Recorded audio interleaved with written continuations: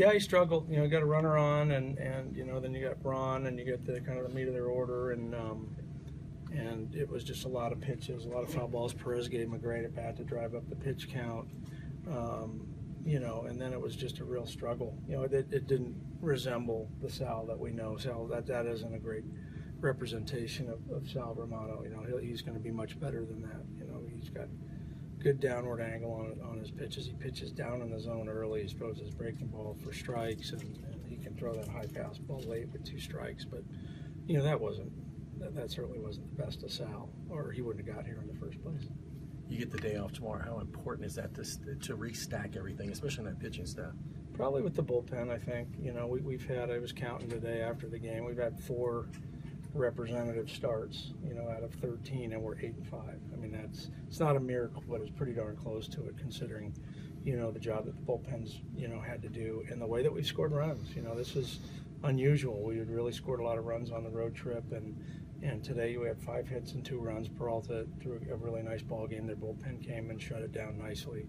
But as the starting pitching matures and grows and settles in, certainly I think we'll expect to see a lot better starting pitching. We're used to seeing Billy make some really nice plays out there, but that play on Franklin's ball was pretty spectacular. Yeah, it's not never a surprise. It's the unfortunate thing is it's a surprise when he doesn't make that play, and that's probably that's challenging to be that good all the time.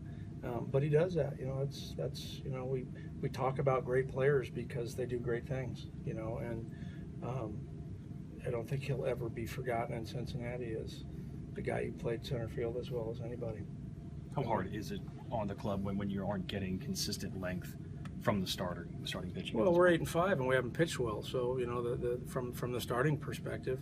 But we have guys here that I believe can pitch well and can do a good job. We're not going to endure 6 innings a night out of the bullpen. If we do that, then we would have to have better starting pitching. But we also have to give these guys. We came into this knowing what we were doing. We didn't go out there and sign 3 guys that threw 220 innings a year last year. We've got our young guys coming in there with Feldman and Arroyo, and we want them to grow and get better over the process. In order to stabilize ourselves, we have to pitch better out of the rotation. If we want to really be noticed as a ball club, we're going to have to pitch better out of the rotation. But we certainly didn't expect these guys to come in and dominate the National League in the first 2 weeks of the season.